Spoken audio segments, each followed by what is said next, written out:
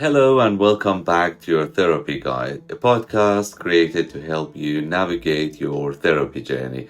I'm Dr. Yadegarfard. In this episode, I'll do my best to explain a fundamental idea behind therapy, that it's all about making changes. We'll explore a module called the cycle of change and help you understand where you might be on this journey. As a therapist, I can tell you that one of the most common reasons people seek help is because they want to change something in their lives.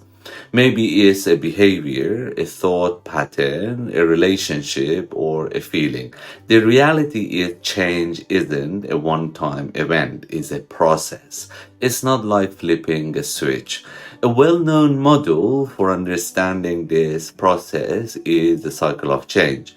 It shows that people move through different stages when they're trying to make a change. Knowing where you are on this cycle can help us set more realistic goals and understand why progress can sometimes feel slow.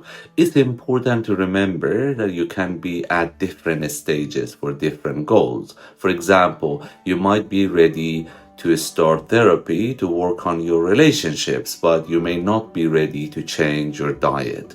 The cycle of change isn't a general state for your whole life. It's specific to each goal you have. Let's walk through the stages. Stage 1, pre-contemplation. In this stage, you're not yet thinking about making a change. You may not see a problem with a particular behavior, or you might not be ready to admit is a problem. For example, when it comes to regulating emotions, someone in this stage might say, "My life is fine. I don't have a problem with anger." Stage 2, contemplation. This is where you start thinking about the possibility of change. You're weighing the pros and cons. You might be ambivalent or uncertain. You're thinking, maybe I should try to manage my anger better, but I'm not sure if I'm ready to do the work. Stage 3, preparation. Now you've made the decision to change. You're getting ready to take action. You might be gathering information, telling friends about your intentions, or making plan. You're saying, okay, I'm going to start therapy and learn how to manage my anger. Stage 4, action. This is the stage when you're actively making the change.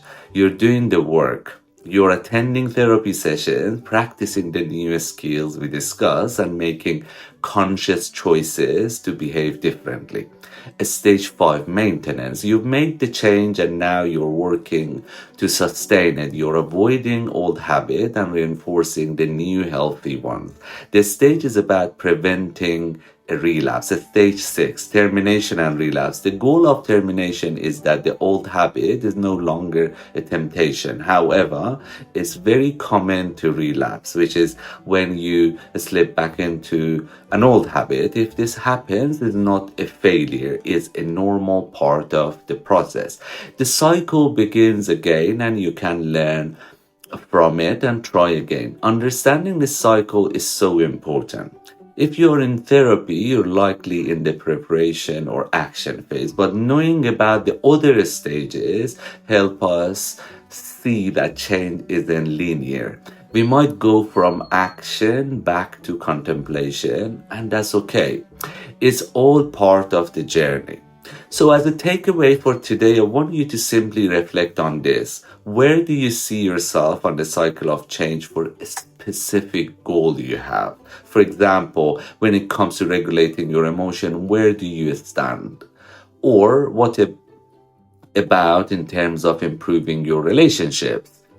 There is no right or wrong answer. Just being aware of your stage for each specific goal is a powerful first step towards making a lasting change.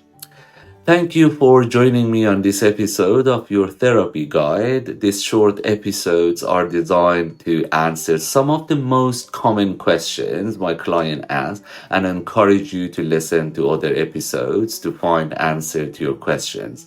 Don't forget to subscribe to this podcast and follow me on my social media channels so you don't miss any future episode. You can find all the links in the show notes.